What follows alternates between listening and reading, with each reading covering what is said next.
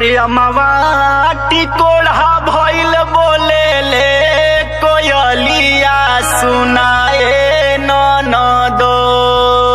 अरे तनी अउरी मिजाज में गुरु अमवा टिकोढ़ा भइल बोले ले कोयलिया सुनाए ननदो। हाँ सुनाए ननदो पियावा सुतै खरी हनावा सुनाए ननदो। पियावा सुतै खरी हनावा सुनाए ननदो।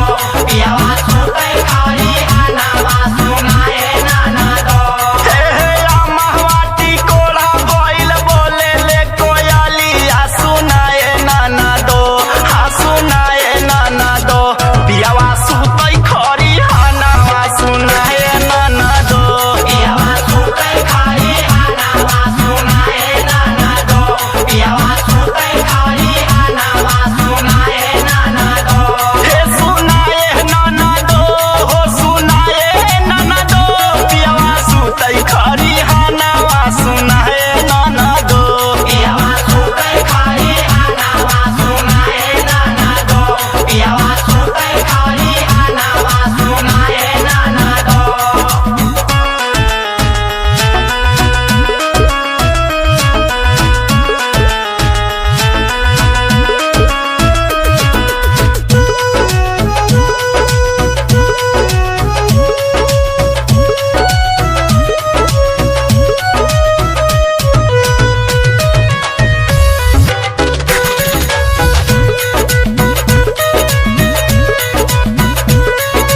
चैत महिनवा जोरा रात भावे।